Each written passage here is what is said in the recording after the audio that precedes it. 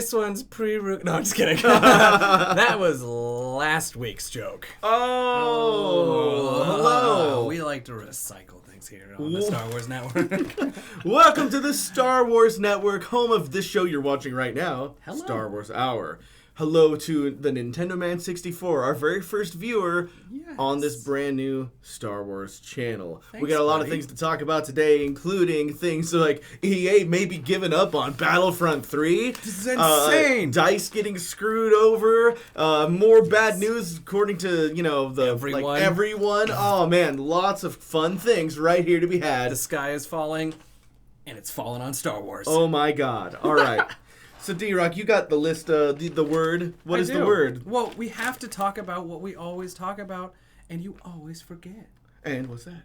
Remember, we answer your questions in the last 15 minutes of the Star Wars Hour, so go ahead and post them as you get them. If they're any good, save them to the end. And if they're really good and you want us to answer whatever you are asking, which is going to be unfortunate for me to say this, go ahead and use Super Chat. If you use Super Chat, we will have to answer it. As much as I don't want to. Okay. All right. There it is. That is our formal introduction. I am D. Rockefeller. This is your YouTube.com's Richard Michael Alvarez. And we're going to learn you some Star Wars. Yep, that's what's going to happen here. We got some people coming in. That's real good. Some real good stuff. And, this is going to be an hour full of fun Star Wars news. All right. First topic. D-Rock, start us off. We got to start with the clickbait. You ready? Yeah. Battlefront 3, not confirmed. Ah! Yeah, so the news of the day is that EA was like, oh no. Oh no. Oh no. So Battlefront 2 is not hitting its sales goals. What that means is that, companies set, of course, time-specific goals like, 2 months out, we're going to have this, and et cetera, et cetera. They've set goals for themselves on how many units they think are going to sell, business, fiscal stuff. So Business. Yeah. Mm-hmm. So what happened was they didn't meet any of those goals. And, of course, you can blame, the loot box scandal and just, all of the, DLC, bad karma, all that stuff. But they didn't even hit their first sales goal on day one. And I know that, people were already kind of complaining about this game even before it came out because of all that bad juju. Mm-hmm. So I guess it's true that might have hurt it a bit, but also I was really looking forward to the story part of this game, and the story I think is good, but I don't think that was enough to really save this game, maybe even as a concept. I don't even know. I think where we found out that they're truly giving up on this series was when they recently announced also that, I think it was yesterday or the day before, they're bringing the loot boxes back. Go ahead. Pay to win. Go for it. Now, I have an interesting take on the loot boxes. It doesn't super bug me because I can't put in a ton of hours into a game, but I work a lot, so then I just pay to kind of catch up with everybody so I can enjoy the game at the fair level. However, the fact I even have to do that means you've created a broken game. Yeah. And so I think they're really nervous about moving on with their current franchise. And I don't even know if it's Battlefront or I don't even know if it's EA. I think they're catching so much flack from Disney and all these other creators that have the license for it. So here's what's going on. It's going to be bad. So basically, the news is that Respawn Entertainment, which is responsible for the Titanfall games, which Titanfall is really good. I enjoyed the first one immensely. Are developing the next Star Wars game. It's going to be a third-person shooter. Now, that doesn't mean that EA is not involved. EA is still publishing this game, and in fact, unless I'm very much mistaken, EA now owns Respawn Entertainment. Yes. So EA is still doing it. They're just going with Respawn's game and not backing another DICE-developed Battlefront game, at least for now. What's sad about this is that none of the bad things that happened were really DICE's fault. I mean, you could kind of maybe fault them for maybe a couple of the technical things, but those were non-issues compared to all of the loot boxes and the DLC, all of which were EA's doing and ideas. So DICE is kind of getting the real short end of the stick for stuff that wasn't there. So Respawn Entertainment, they are developing a third-person shooter, and oh man, I mean, of course, games are subjective. Anything could be bad or good. It may end up being bad or good, but man, I really do want a really good third person. But the reason third person Star Wars shooter. I think the problem with Respawn doing it is their Titanfall niche was really good. It an excellent title. It was perfect for what they're known for and what they were doing. It was them taking it and making an awesome Titanfall game.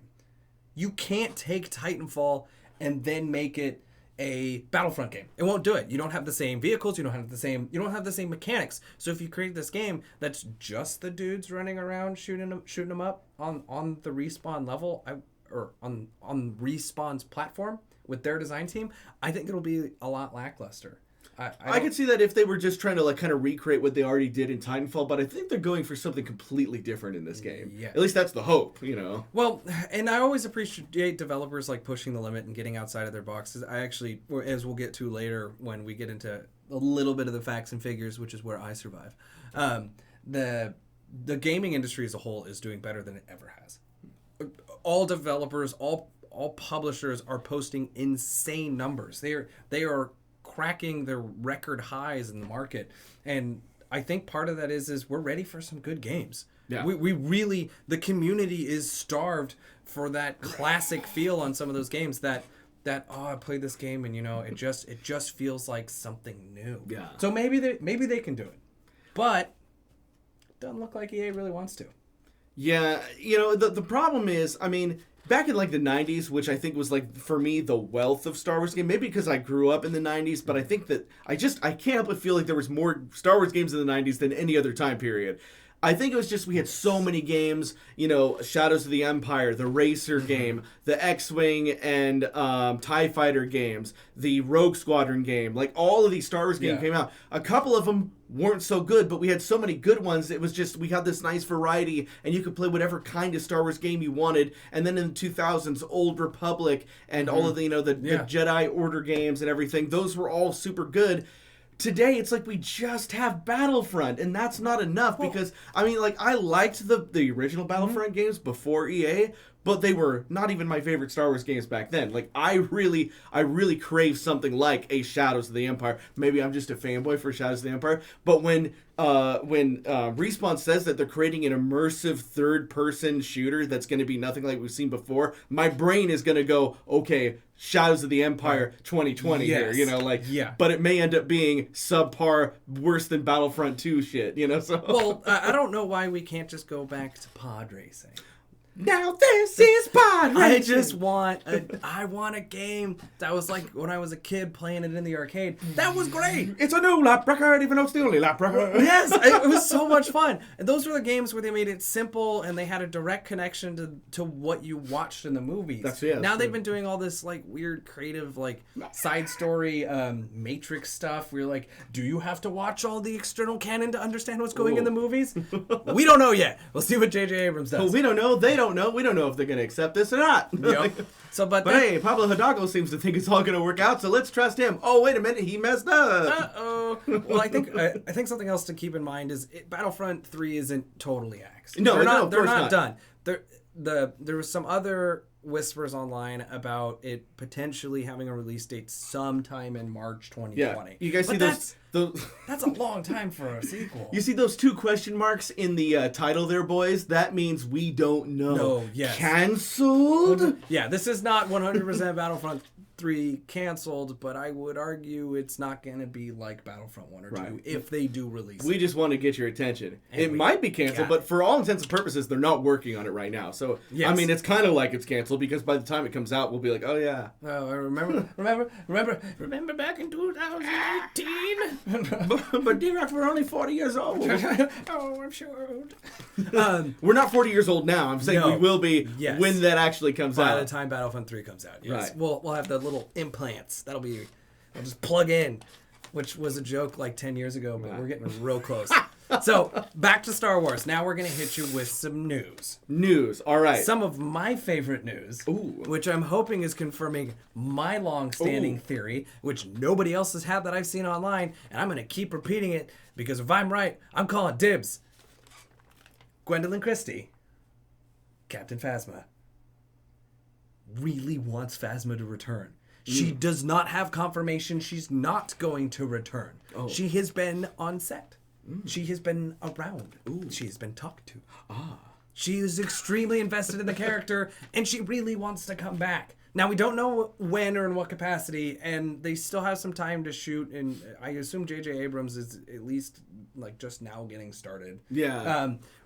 And now that all the press has started to die down from Star Wars Episode 8, I think this is a fantastic opportunity for her to get back in there. I think it's going to happen.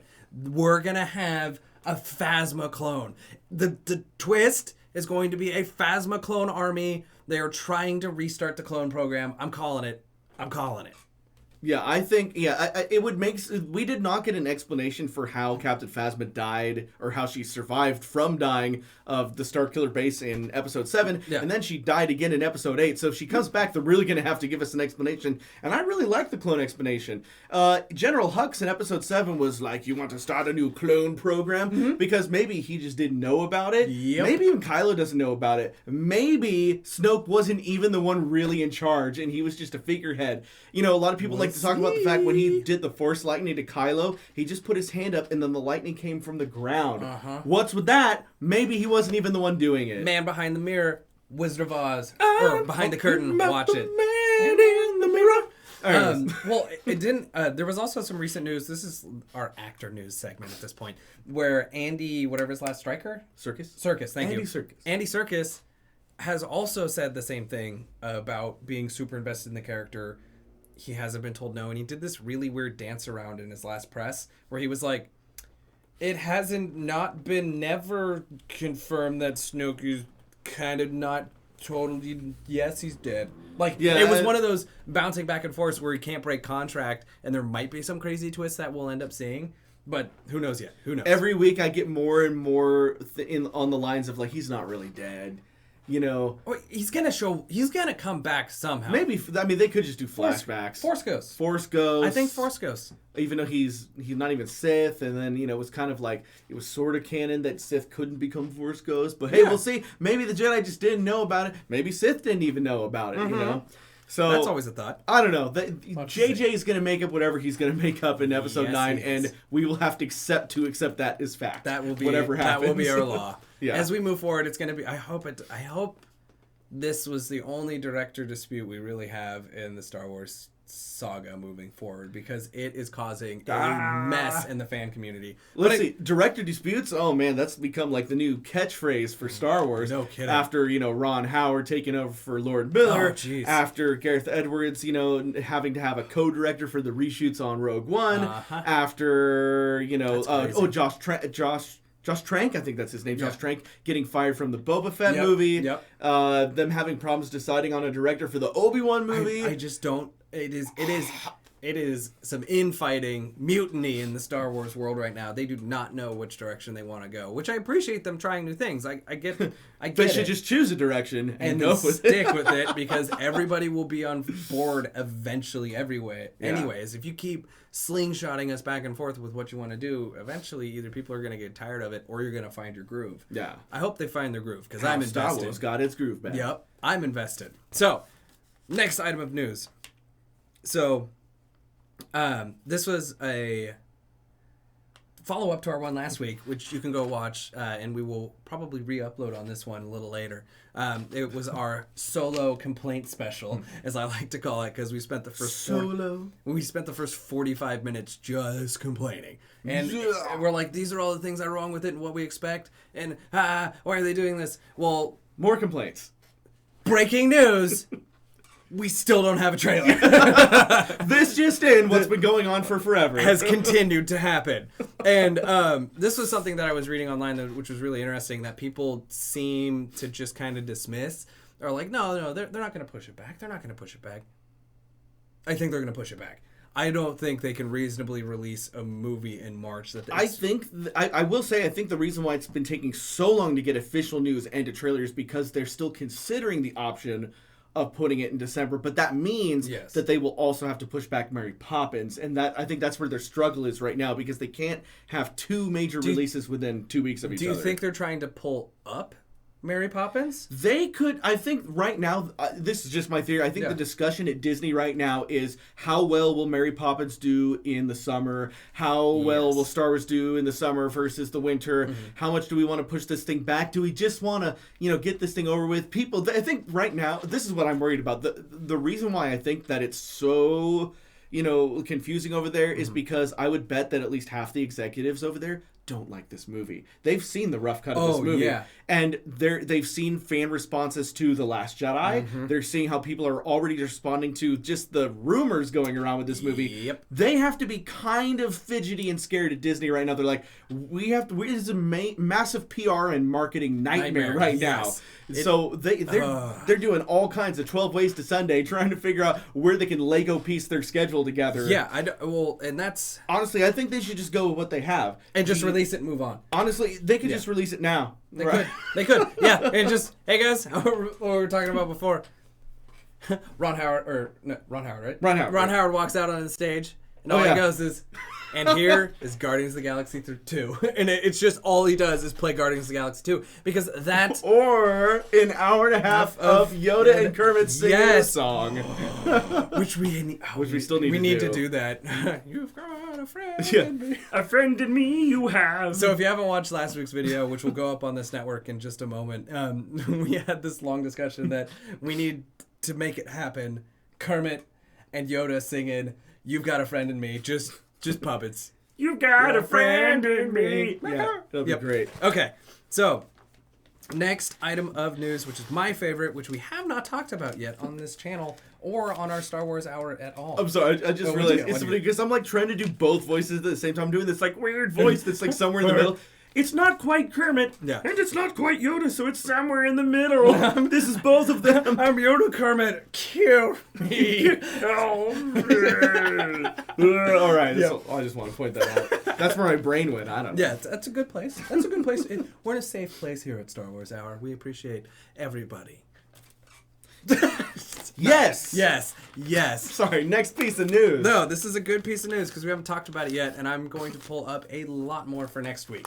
Yeah. My favorite new update in Star Wars as a whole, Star Wars Land, which is Land, which they're not calling Star Wars Land. Not going to be Land. called that at all, which it just should be called Star Wars Land because that's what we've called it.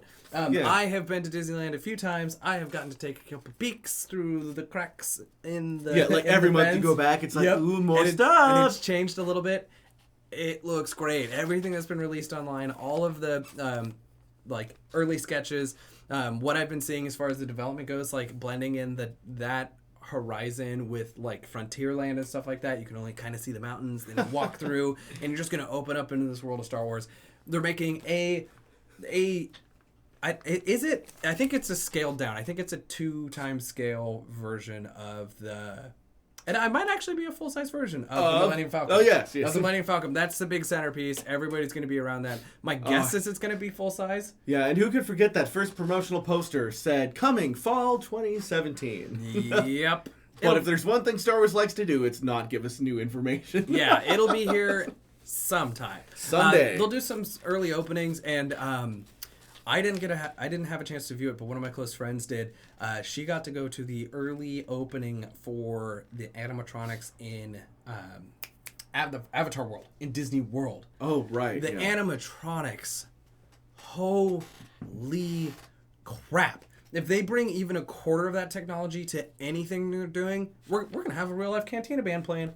There's going to be a restaurant, and there's going to be a Cantina band. Better to use it for something I care about than something I don't care about at all. Right? Well, so... How did Avatar make $3 billion? Still makes no sense to me, because the movie was okay. I just don't understand it. It's CGI Pocahontas. Why is there any question about that? Sorry, this is Star Wars Hour. I was going to say, what kind of black magic does James Cameron use to get his movie so successful? Titanic. Titanic! That's the black magic. Titanic.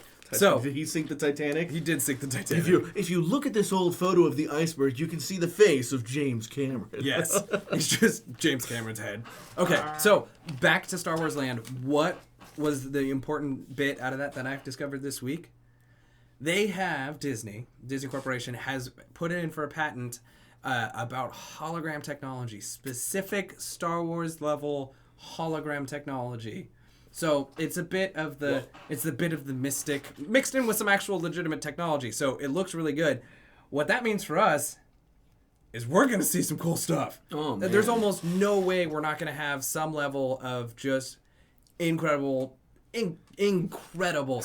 Just I'm so excited. Sorry, I can't even. That's why it's taking so long, because they have to invent like 50 new technologies to get this thing up and running. Right? So we basically have to create the Star Wars universe for you to be in the Star Wars universe. They're like, hey, look, we made blasters. Like, blasters. We had to genetically create some Jawas here. Here's Jar Jar, and he's like, God. gonna die. Please kill me. He wasn't created right. Yeah, he's all right. He's a work in progress. We had to combine a frog and other crap. Well, have you seen some of those? The real DNA of Ahmed Best. This is how you know they're going to have some great suited characters when we go.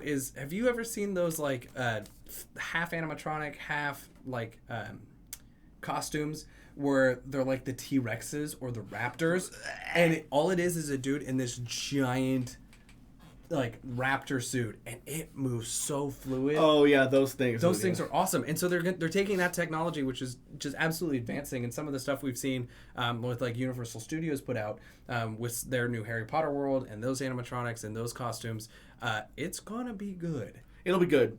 I mean, I'm going to be there. I'm going to be there every day. Right? You're like, where did Rich go? Oh, he lives in just Star Wars land. Yeah. Follow our Twitter and our Facebook if you want to see where Rich is, which is going to be Star Wars land. It's like, yep. I've been here for 2 years. Are you YouTube's Rich Alvarez? That's a name I haven't heard in a long time. Okay. So this is the next one, which I don't know if you can talk to, and I'm only going to bring up as a point of discussion. Okay. Because I don't know anything about it, and I do need to catch up, which is poor form on me. This is Star Wars Rebels. There's been a few articles released recently about Palpatine in that series. Yes, they have brought Palpatine in finally. Yes, but Palpatine's point of contacting Ezra is he wanted to replace Vader. Oh yeah, that has always been the thing with Palpatine. I mean, as people know, it's kind of like this fun. I highly recommend, if you guys are into reading and books. I know so reading and books. Read Lords of the Sith. Probably one of the best Star Wars novels ever written, besides of course Shadows of the Empire. Absolutely. But except Lords of the Sith is still canon, and it's where like Palpatine and Vader get stuck on a planet together and they can't get off, and they actually have to like talk to each other and have like some real discussion time, some real heart to heart. But we get into like their heads. It's like like Vader's always like, we can rule the galaxies, father and son. We can rule the galaxies, husband and wife. We can rule the galaxy. He's always trying to get the upper hand on Palpatine, but he's too much of a scaredy cat to do it by himself. Yep. Meanwhile, Palpatine's like, I need a younger apprentice. I mean, we saw it in the prequel trilogy. Palpatine is always trying to get a newer, younger apprentice. Yes. And when Anakin gets old and he's half cyborg, he's like, nah, I need another young apprentice. Ezra is so OP right now in Rebels. He's like, you know what? I want that. That's what I want. And I feel like that's going to lead to Ezra's death at the end of the series. Because, as we know, Ezra Bridger does not exist in the original Star Wars trilogy. Where did he go? He's probably dead. So help describe this to me, because I know some people here have not seen Star Wars Rebels.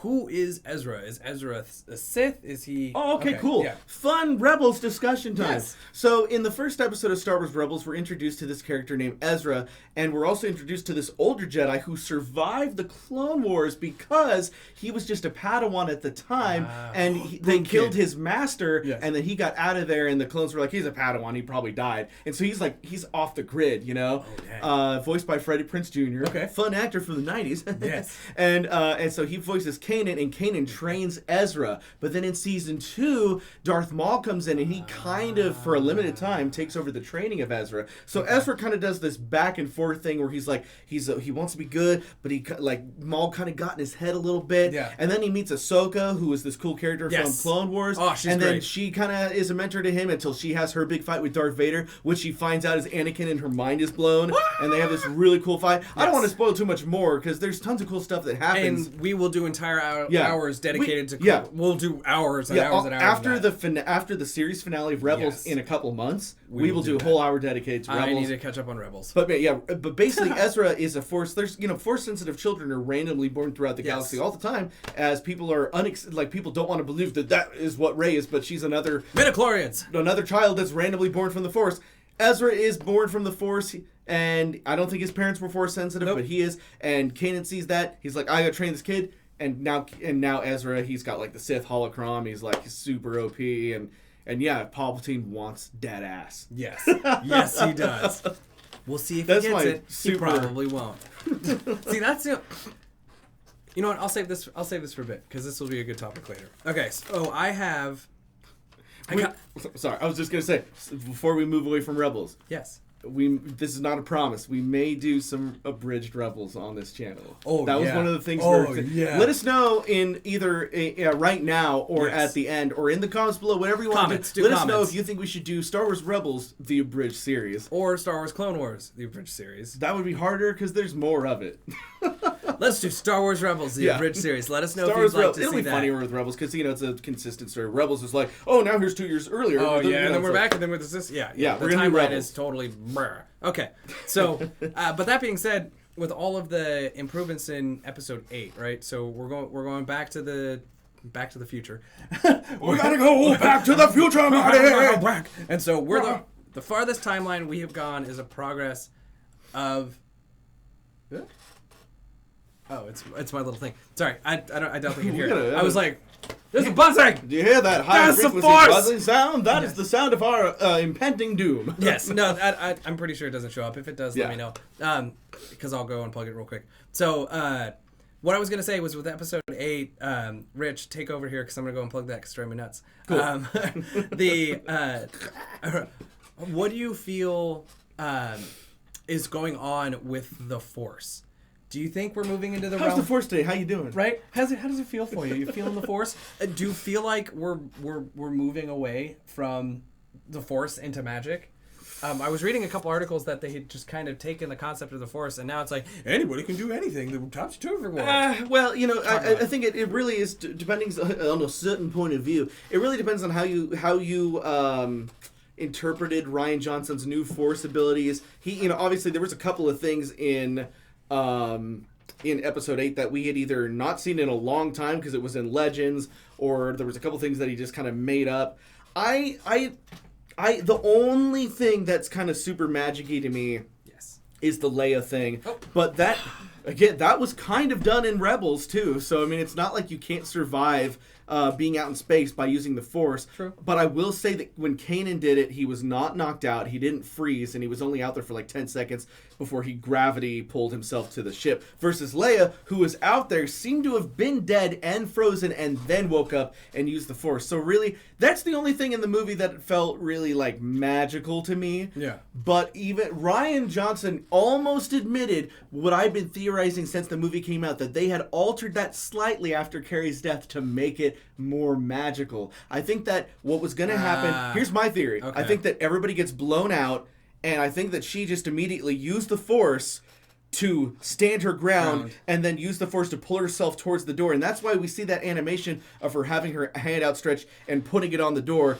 And it looks like she's already starting to do that like in air as she's coming down. I think they just put her in space because she looks a little digital when she's in space. And then they just digitally heightened her and made her gravity walk down. And so I think that there was some major alterations because Carrie always said that she imagined when she died or something that she was going to be floating amongst the stars or something. So I think they tried really hard to actually make that happen as a tribute to her, but unfortunately it came off just a tad hokey. Because you can't help it, it's Star Wars. Everything comes off as hokey because that's the series. That's why we love it. And that's why I say every time, it's like, maybe that was a bit hokey, but guys, have you seen Episode 4? Jesus. Hokey is all thought. It is the epitome of hoke. Yeah, it is the hoke to the nope. Yes, nope hoke. But I love it. Episode 4, of course, it's the original. It's still one of my favorites. But I'm just saying, guys, this is Star Wars. It has always been cheesy as F.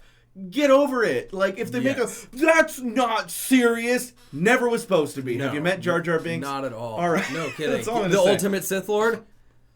Confirmed. Maybe. Sort of. Totally confirmed. In the book, in the Shakespeare version of the book.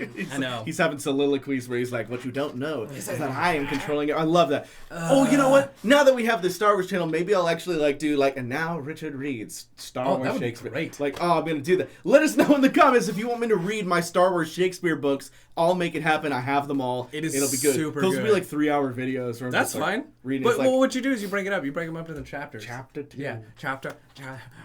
Act 1. YouTube's Richard Alvarez reads chapter 1. Yeah. So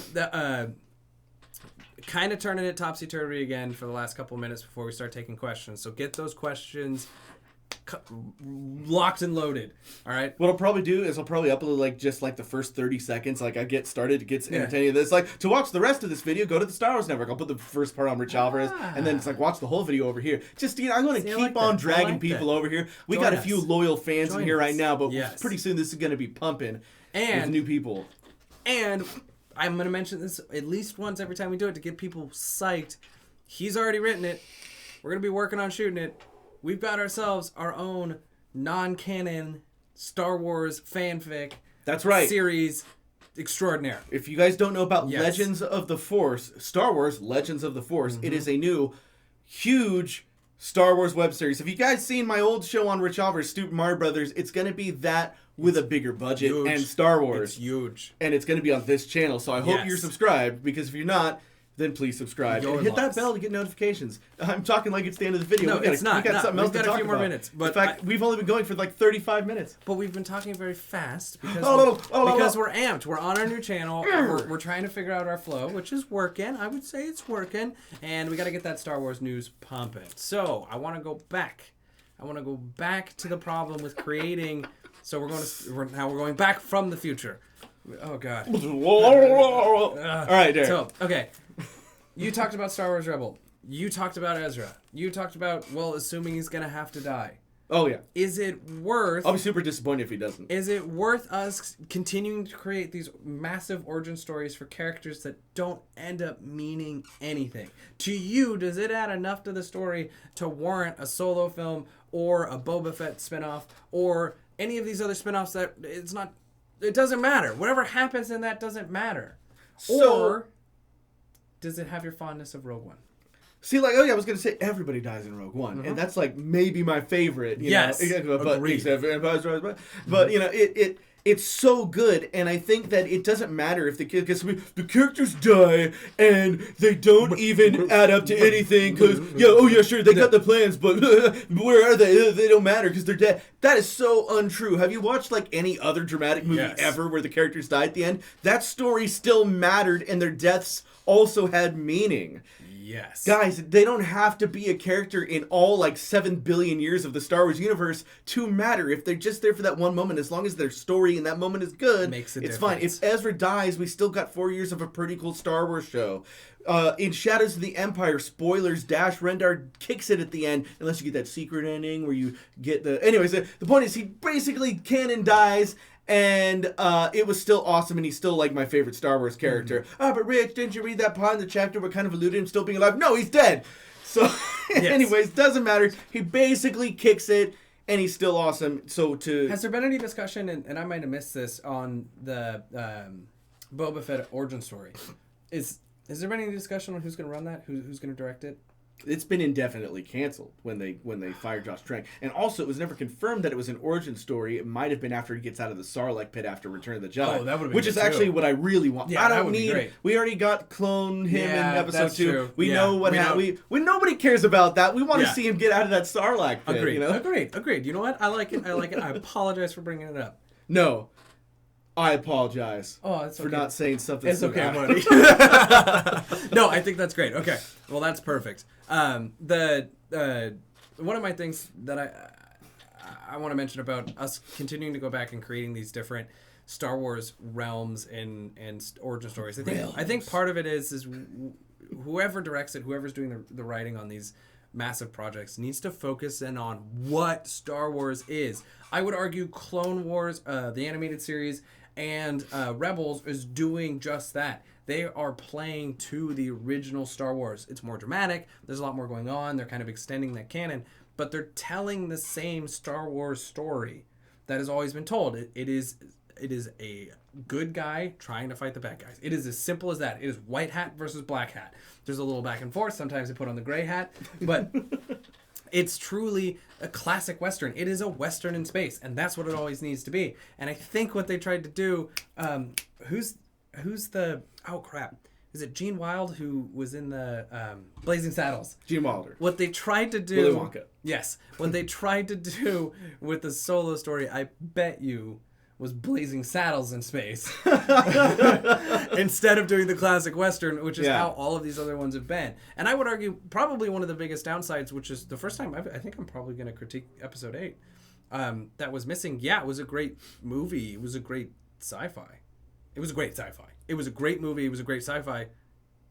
I don't know if it was a great Star Wars film, which just doesn't detract from me loving it. It doesn't detract from me wanting to see where that timeline goes. It doesn't detract from all of that. But just on a base level, like it was it really Star Wars? Yeah, I still don't know where I would categorize it. I remember it took me at least a few years before I finally decided how I felt about Christopher Nolan's Batman trilogy. Oh, yeah. Because I've always been like, yeah, Christopher Nolan made some dope-ass movies. They were great crime thrillers. Yes. They were terrible Batman movies. Yes. And no one agrees with me, of course. But guys, think about it. You could basically replace Batman with like Elliot Nash from like the Untouchables, and it would be an Untouchables movie. Yeah, it didn't really feel like Batman. You can replace it with any buddy cop, and like there's an officer. Like it would have been a classic detective film. Batman was not really 100% Batman. The villains didn't really feel like the villains we've known and loved, but they made some great movies. It was just like really weird, like alternate universe stuff. Maybe I don't know. That's how I feel. I mean, all movies are alternate universes from their pure comics, right? So would you say Episode? Yeah, so 8. Putting that into context for Episode 8, I don't have a strong opinion either way about how I feel about it in that context yet. Mm-hmm. I did really enjoy Episode 8. I do also have some major problems with it because, it wasn't a perfect movie. I do think it's in my opinion, in the top tier of the Star Wars movies.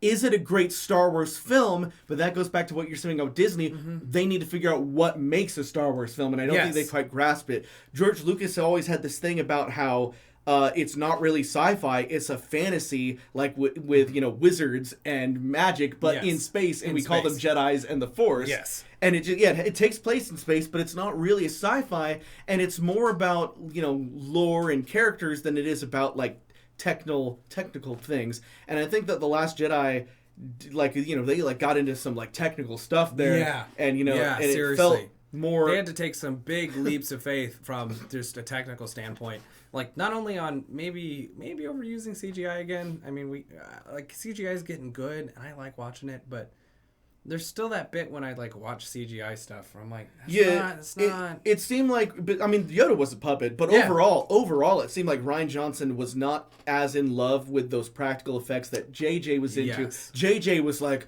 I gotta make this Everything like it was made in the 70s. Yes. Rian Johnson's like, I want to make a good movie. We'll see what works. And he did, and he made a good movie, but it was not a Star Wars. So. Highly subjective, of course. Yeah, of course. So I think it's gonna be the same thing. Whatever my feelings are about it, yes. I think that The Last Jedi was a great Star Wars movie. Or no, sorry, it was a great movie. But some people think, and again, this is hard. I had to think the same thing with the Batman thing.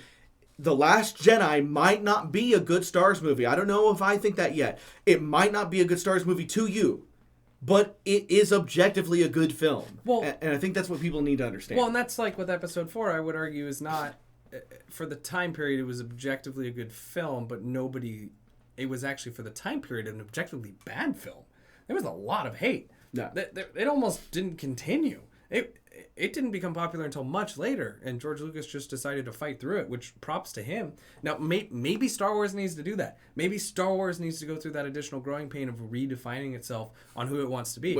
Does it want to be this gritty Rogue One war movie, tech, sci-fi adventure, or does it want to be a fantasy western? Well, wait, sorry. Back up one second. Which Star Wars did you say wasn't successful at first? The first one. Oh, no. A New Hope was actually a smash but success. Critics bombed it. It was actually Empire that bombed. Yeah. Wait, which Fun fact. But I'm going to get you back on course. Yes, please. A New Hope was beloved Empire by... Strikes Back, right? Okay, so the original... Confused. Sorry. I'm getting them all mixed up. Just to get it right on the straight and narrow, the original film was a huge smash success for both critics and fans. When The Empire Strikes Back came out... That's the one I was thinking. Yeah, okay. Thank you. Just so that people are like, Derek, you don't know what you're talking about. I'm sorry.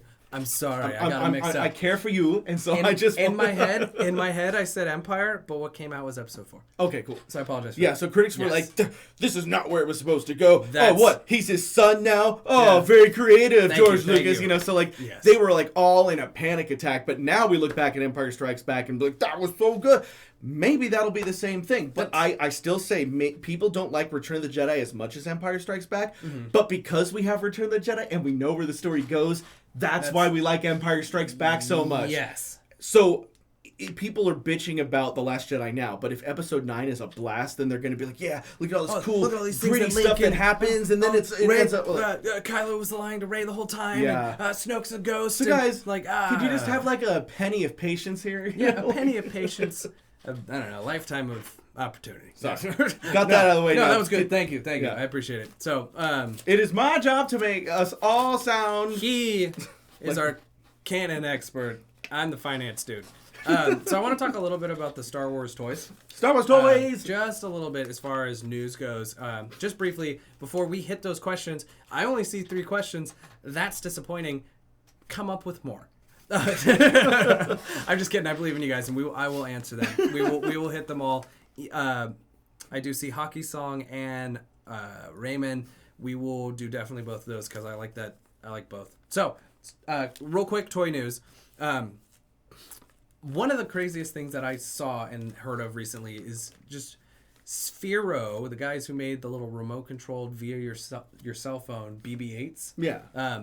They were just like a company that like had this kind of gimmick like RC toy that rolled around, and somebody on their design team absolutely deserves a medal for getting and contacting Disney and making this become a reality, because they went from what would have been a flash in the pan RC car, virtual RC car, to they're moving into like toy projects and helping kids with special needs. They're really taking this really niche technology and just blowing it up. And I just want to say this is the benefit. I know people are complaining about Star Wars giving up the title to like EA and DICE and all these other developers and like Disney just like, hey, you try this, you try this, you try this. This is what we got. Yeah. We get innovation. So I give massive props for them trying. I know sometimes you can fail and bitch about it, but yes. So, fun fact. I'm ready. I was one of the original promoters for Sphero. It's on the Rich Alvers channel in 2013. Dang. 2 years before The Force Awakens came out. Holy cow. I did a commercial for Sphero on the Rich Alvers channel. Yeah. Where like we showed us like using the app to move it around or something, and like Julian was in it. He was like, Sphero, wow. It's like a, I don't know. I don't remember the jokes we made in it. But basically we did this ad for Sphero, this little independent company, and it was just a ball. It was just a ball that moved remotely with your smartphone. Very simple tech. And I remember it was 2 years later when The Force Awakens came out and they were showing the BB-8. Yeah. And they had the commercials. And you were like... And it was like before the movie in the movie theater on cable television. I was like, whoa, Sphero like moved up in the world. Holy crap. And it was all because of me. No, yes, and it was. Tons of other YouTubers I think that they had promoted. But hey, I was on that Sphero train 2 years before Star Wars was. But no, you're absolutely right. If it wasn't for the BB-8 model, I'm sure that company would have been tanked by now. Oh, and now they have like the black one, and they have the R2 one that doesn't roll, it just moves. But because of Star Wars, it's huge. Which is why I would encourage you guys to have faith on these weird outside ventures, the creation of Porgs, the creation of the Crystal Foxes, those kind of things. I love Porgs. I love Porgs too.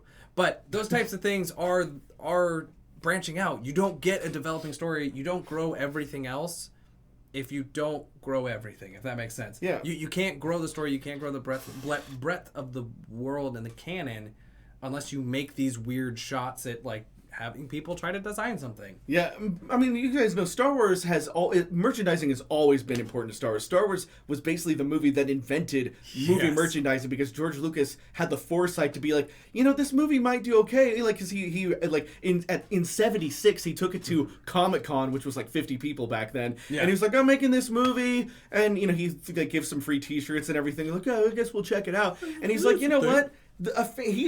Somehow he knew, he's like, this is gonna like create this niche fan community. I gotta have some merchandise, and so he made this deal with Kenner Toys, which was a thing back then, and they like had so many pre-orders that it took like half a year to get everyone their action figures or something. But the point is, he on his contract with 20th Century Fox, he's like, give me the merchandising rights, and they're like, movie merchandising rights. Whatever. What is it, even that? Sure, yeah. Yep. Here you go. And big mistake for them because Yep. that gave him the money to get away from Fox and independently make The Empire Strikes Back without them. I mean, in the United States, he still released it to 20th Century Fox, but they had nothing to do with the financing or the producing, and 100% of the profits went to George Lucas himself, and then he was able to make the huge Star Wars empire. But we'll save that for another day where we talk all about that. But the point is, merchandising is important, guys. It's not a scam. I don't know, it might be because it's Disney now, but I don't know. But I believe in it. But the point is gonna happen. In concept, it was a good idea. Yes. That's all I'm trying to say. Okay, perfect. We made it. Because nobody has asked any additional questions, the last 10 minutes will be devoted to those. Sweet. If you have any other questions and you are there, it can be about anything Star Wars. It doesn't have to be on topic. Just the topic of Star Wars. And if you put Super Chat, we will require to answer it. Cool. We're beginning. Put some questions up there. OG Dante, a.k.a. Edgy, says, hey, man, how you doing? We're doing good. I'm doing all right. I'm good. How was your day? That was good. Yeah. My day was good. Thanks for asking. Just, How was your came day? over here and making this video. Yep, pretty much. And then we got the next one here. It is Rayman. I keep screwing that up. 6,000. If you guys could pick any director to do a Star Wars movie, who would it be? Who is your daddy and what does he do? Actually, this is a really good question because this is something we kind of briefly touched on a couple of weeks ago. Yeah, I think so. But it's like okay, if these guys aren't good enough, who is good enough? Who should be directing a Star Wars movie? George Lucas. No, I'm just kidding. I mean, the funny thing is, when they first picked Ron Howard, I was like, you're going to get Ron Howard. I mean, he's pretty much George Lucas. Like, just might as well put George Lucas back in there. At least fans would consider it canon no matter what. Yes. So, but, whatever. Anyways, who should be directing a Star Wars movie? Guillermo del Toro, and I've been saying this for forever. My goodness. If you like aesthetically pleasing and visually stunning movies like Pan's Labyrinth or the first Pacific Rim, not the second one, then you should be on board for Guillermo del Toro directing a Star Wars movie. I didn't even put that in my head. If you had the the dark, gritty visualization of Pacific Rim do The Last Jedi, haha! Oh, that would have looked so good. Oh. Yeah, I mean, just like, and then it's not just that; it's also just like his storytelling and the way that his movies are like 95% character, and like just a little bit of story, but it's enough story and with the characters to like really get involved. I don't know who he uses as his casting director too. I think it's fantastic. I'm pretty sure he casts. If he casts himself, then keep doing it because fantastic. I mean, and Pacific Rim's probably one of my favorite movies in the last 10 years. Like just the fact that he's like really into like his fan community and like he's friends with Hideo Kojima and like that's why he's like Guillermo del Toro is a character in Death Stranding, and he's like into weird stuff like that. I just think that he's the perfect person to start getting into the Star Wars stuff. He wants to get into Star Wars stuff. He has hinted in interviews. He's like, I don't know why they don't hire me. I'm here. Guys, he is available. I'm like talking as if Lucasfilm was watching. Lucas. You're not, but hey, George, Kathleen Kennedy, listen. All right, certainly better choice. Like what? Okay, so they hired Josh Trank before Fantastic Four was a bomb, and then it was a bomb, and then they fired him. But I still don't even know what. I mean, he had a couple of okay things before that, some independent stuff, but it's like, I think that their whole goal, their original goal, like, let's get these up-and-coming directors. That was a good idea, but obviously it has not worked for them. I think you need more tried-and-true people, which is why they've rehired JJ for Episode 9. Yeah. But you need tried-and-true people that are also creative, because JJ Abrams make the next movie. Probably he's just. I mean, some people call him a hack. I think that's a little mean, but kinda because he does uninspired. Same thing. He doesn't like what he does. This is not JJ bashing hour. No, but I just don't see any passion in his films, and like maybe I gotta talk to the dude, and I would love to. I wouldn't bash him to his face. I wouldn't actually. I would ask him why he feels like he doesn't like. Why can't he complete a project? What in his head does he feel like he's not good enough? Does he have all these things that he's worried about, or does he get too much flack, or does he fight with the producers? Like, what happens there? All right, we're moving on. More questions. Sorry, we killed 5 minutes with that. Oh, it was just one more name. I'm gonna throw out one more name. Besides Guillermo del Toro, Kevin Smith has been wanting to direct a Star Wars movie his entire life. If he could keep his style of comedy to a minimum, I really think that he could make one. recently? Oh, yeah, well, I mean, lately he's been making a bunch of movies you haven't seen, like Yoga Hosers and stuff on Netflix. Yeah. But I mean, of course, he's most famous for like Chasing Amy and Dogma and like 90s comedies, Mallrats. Yeah. But he's every single movie he makes a Star Wars joke to like he's just like another Star Wars joke. He's the one that was like made that famous. It was famous after Clerks came out. But in Clerks, there's the joke where it's like, do you think that there were like the stormtroopers had family on that Death Star? Like, it's like that joke kind of came outside of that movie and like became its own thing. But he's a huge Star Wars fan and he would love to do one. You heard it here first. Yes. Okay. Next question. And I like this one, and I think I can handle this one. You guys think The Last Jedi was more of a propaganda film for SJWs, and also name a character you remember in TLJ that was not in the original trilogy. Rey, Poe, Finn, Rose. We'll get to that second question in a minute. So the first one, I think the way you phrased it is wrong. I think that's coming at it from the wrong angle. I don't think anything anybody does is usually a direct attack unless they're saying it. I would argue that the Star Wars world has largely been multicultural. We've seen all race of alien and species and all throughout it, and they've not shied away from it, but a lot of the primary characters have been white, and that's just the nature of the film industry, and we're getting into a point where we're moving away from that. So they have to find a way to introduce these characters, and I think